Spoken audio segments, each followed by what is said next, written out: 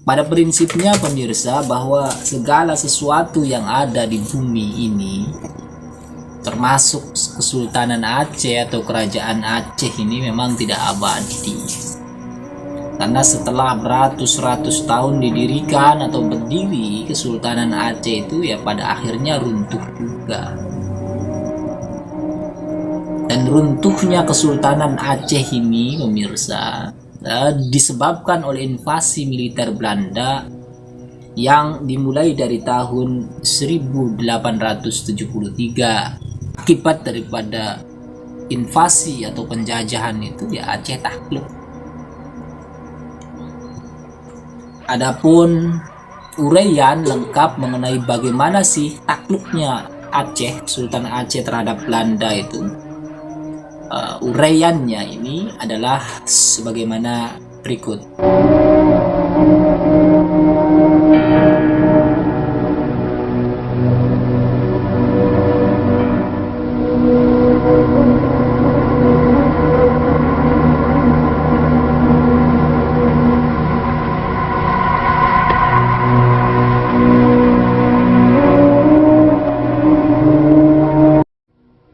Pada awal Maret 1873, pemirsa, bahwa Belanda mengutus seorang utusan yang bernama Nicholas ke Aceh yang tujuannya menyampaikan ultimatum kepada Sultan Alauddin Muhammad Shah agar Aceh mengakui kedaulatan Belanda atas Aceh. Namun ultimatum tersebut ini kan jelas ditolak oleh Sultan Aceh. Karena ultimatum ditolak, maka pada 26 Maret 1873 Belanda melalui Nicholas itu juga bahwa memproklamirkan perang kepada Kesultanan Aceh. Pernyataan perang pada Aceh kemudian ditunaikan Belanda dengan mengirimkan armada tempurnya dari Batavia, Jakarta, menuju Aceh dengan kekuatan 3.600 tentara. Artinya dengan 3.600 tentara saja Belanda itu menganggap akan mampu mengobrak-abrik Aceh. Ya karena memang kekuatan 3.600 tentara itu tentu didukung oleh peralatan yang modern kan, meriam-meriam modern dan kapal-kapal modern. Dengan 3.600 tentara itu pemirsa, bahwa armada tempur Belanda sampai ke Aceh pada awal bulan April. Selanjutnya pada tanggal 8 April 1873, armada tempur Belanda di bawah pimpinan Kolher. Jadi artinya waktu itu pimpinan tempurnya itu adalah Kolher itu, langsung melakukan penyerangan pada daerah pesisir Aceh yang dekat dengan ibu kota. Dan kemudian pertempuran itu sangat sengit terjadi begitu di kedua belah pihak. Namun pada 10 April 1873 wilayah-wilayah tersebut, pantai-pantai di Kota Raja itu, termasuk Masjid Raya Baitur Rahman, Kesultanan Aceh itu dapat direbut oleh Belanda. Ini artinya pemirsa bahwa hanya 2 hari saja Belanda itu mampu menembus pertahanan dan memporak-porandakan pertahanan Kesultanan Aceh ketika menyerang pertama kali di ibu kota itu. Bahkan daerah-daerah pantainya itu dikuasai dan Kota Raja itu termasuk Masjid Rayanya itu diduduki oleh Belanda dalam waktu 2 hari saja. Ini mengindikasikan pemirsa bahwa memang Belanda meskipun dengan 3.600 tentara, ini persenjataannya ini kan handal dibandingkan dengan Aceh yang meskipun banyak prajuritnya, ini tentu senjatanya itu usang mungkin dan tidak seimbang. Selanjutnya pemirsa, direbutnya Masjid Raya Kesultanan Aceh oleh Belanda ini membuat 3.600 tentara Belanda itu leha-leha. Jadi dianggapnya itu remeh. Jadi udah sombong duluan dan mereka beranggapan bahwa sebentar lagi istana itu yang dekat itu akan direbut, akan mampu direbut gitu. Jadi ada rasa sombong.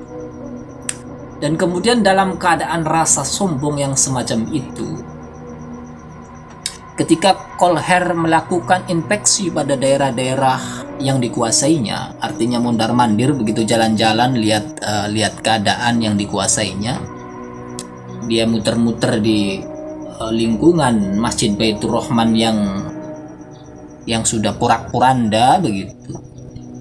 Tiba-tiba ada prajurit Aceh, sniper begitu, yang pada waktu itu prajurit Aceh itu berada di semak-semak, melakukan penembakan terhadap Kolher, sehingga kemudian Kolher ini ditembak. Dan menurut riwayat yang bersangkutan itu, si Kolher itu kena jantungnya, sehingga akhirnya kemudian tidak lama setelah ditembak itu kemudian Kolher itu ya jatuh. Dan ketika Kolher itu jatuh tersungkur, kemudian anak buahnya tentara Belanda itu kan kaget. Nah, karena kaget akhirnya si Kolher ini kemudian badannya diseret dan kemudian dibaringkan atau atau diletakkan pada suatu pohon kan begitu. Dan nantinya itu pohonnya itu dikenal dengan pohon Kolher kan begitu. Jadi artinya diberikan pertolongan, disandarkan kepada pohon, akan tetapi pada waktu itu karena terkena jantungnya, Kolher itu tidak dapat ditolong. Di sisi lain kemudian setelah dilakukan pengejaran oleh Belanda, penembak jitu dari Aceh itu ya tentu melarikan diri kan begitu.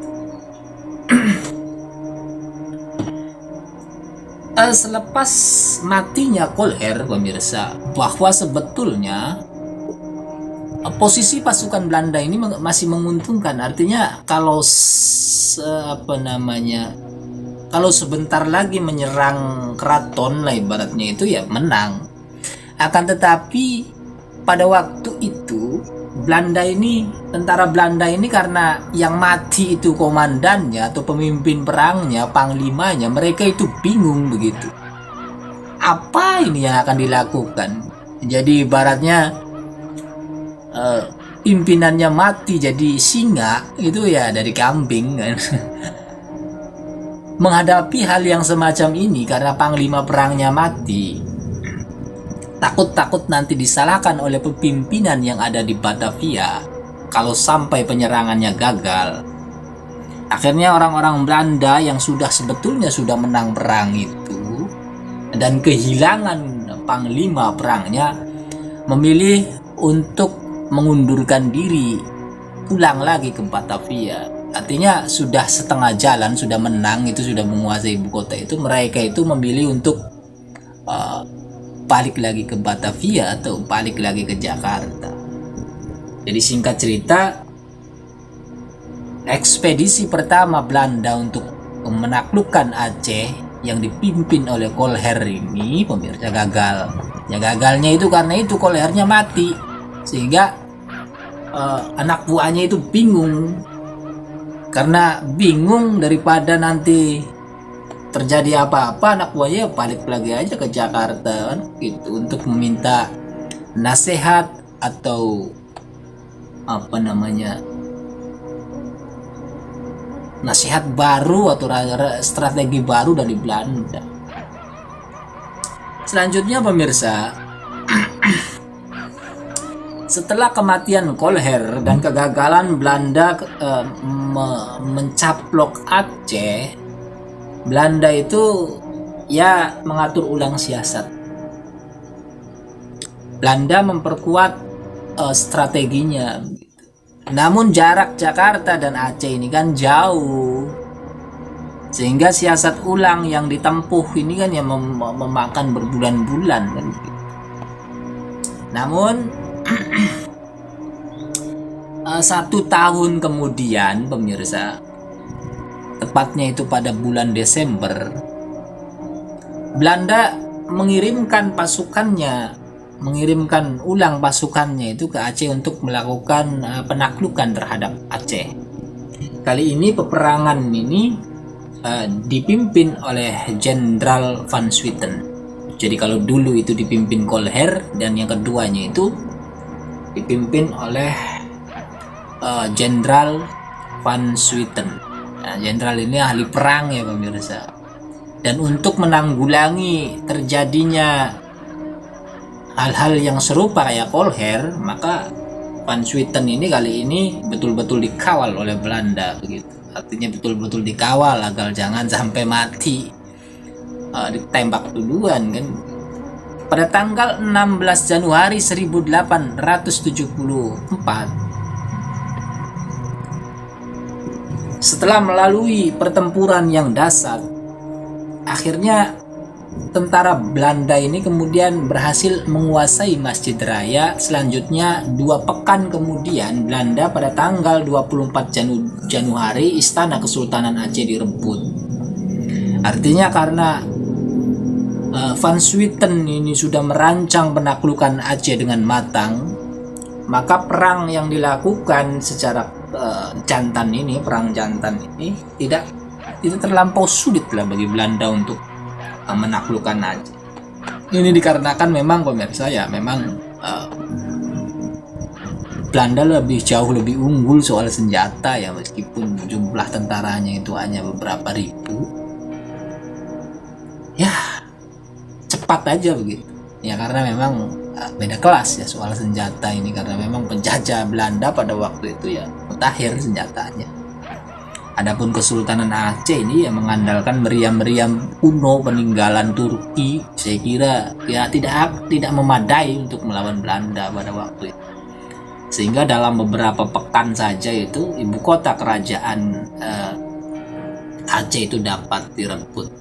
Sementara di sisi lain pemirsa, bahwa kekalahan pihak Aceh dalam mempertahankan istana ini sudah diantisipasi, sehingga sebelum kedatangan Belanda ke istana, Sultan beserta keluarganya ini melarikan diri. Akan tetapi pemirsa, rupanya pada 24 Januari tahun 1874, Sultan yang kala itu melarikan diri itu wafat. Sultan ini dalam pelariannya itu wafat karena terserang kolera. Jadi Sultan ini dalam pelariannya itu wafat karena terserang kolera. Kita kembali kepada pihak Belanda ya pemirsa. Setelah menaklukkan ibu kota dan merebut istana atau merebut keraton, Jenderal Van Swieten ini kemudian memproklamirkan kemenangan. Nah, proklamir kemenangan itu pemirsa disampaikan oleh Jenderal Van Swieten itu pada 30 Januari 1874. Jadi artinya pada 1874 itu Aceh itu dianggap kalah oleh Belanda. Mengapa kalah? Karena Belanda telah berhasil menguasai ibu kota kerajaan dan menguasai istana. Dan pada waktu itu, bahwa orang yang menang merebut ibu kota dan keraton itu dianggap sebagai pemenang perang kan begitu.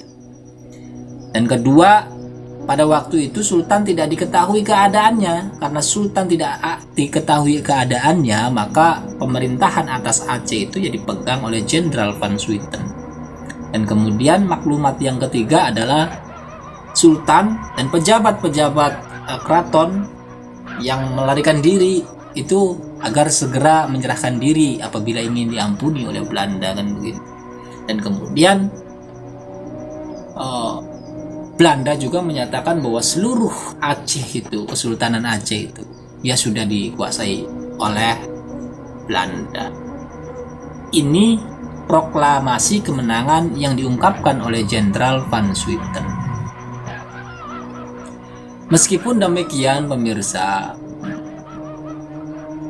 meskipun Sultan Aceh itu mati karena terserang kolera, para pejabat yang mengiringinya, yang setia mendampinginya dalam pelarian itu tidak mau menyerah terhadap Belanda. Oleh karena itu mereka sepakat mengangkat sultan baru. Jadi riwayatnya Sultan Aceh yang wafat karena kolera itu tidak punya anak. Maka yang diangkat menjadi sultan kala itu keponakannya, malangnya ini pemirsa, keponakannya waktu itu umurnya itu masih kecil. Ada riwayat yang menyatakan bahwa umurnya itu masih 6 tahun. Dan orang yang menjadi sultan pengganti sultan yang mati atau wafat karena kolera itu adalah Sultan Alauddin Mahmud Shah. Dan beliau itu pada waktu itu masih umur 6 tahun, sehingga pemerintahan Kesultanan Aceh yang dijalankan melalui pelarian itu diwakilkan oleh pejabat sultan. Jadi pemirsa, bahwa 1874 itu Kesultanan Aceh ini, khususnya di ibu kota kerajaannya ini, sudah dikuasai Belanda, sudah diporak-porandakan oleh Belanda. Sementara kekuasaan Kesultanan Aceh itu dijalankan di tempat pelarian. Ya, di tempat pelarian itu seadanya. Dan mereka itu masih tetap melakukan perlawanan dan tidak menyerah begitu. Namun pemirsa, 30 tahun kemudian Sultan yang dilantik pada umur 6 tahun itu akhirnya menyerah ke Belanda setelah melakukan berbagai macam pertempuran dengan Belanda. Jadi perang seriusnya dengan Belanda itu, perang berhadap-hadapan itu hanya beberapa hari saja ya. Kemudian istana yang direbut, selebihnya yaitu perang gerilya, perang yang memakan waktu lama begitu. Sampai pada suatu ketika istri Sultan terakhir Aceh itu ketangkap dan anaknya ketangkap, dan Belanda mengancam jika Sultan tidak menyerahkan diri, anaknya itu akan dibuang dan disengsarakan. Nah, akhirnya itu kan memang Sultan Aceh terakhir itu menyerah demi untuk istri dan anaknya. Dan atas menyerahnya Sultan Aceh itulah maka riwayat Kesultanan Aceh itu dianggap tamat, kan gitu. Jadi memang awal mula Aceh itu digempur Belanda itu 1873, menyerahnya Sultan terakhirnya itu 1903. Memang jaraknya itu jauh ya. Ini karena hampir separuhnya itu perang gerilya. Kalau perang serius berhadapan-hadapan saja hanya cuma beberapa hari saja, yang mengakibatkan kalahnya ibu kota kerajaan Aceh yang dapat direbut itu.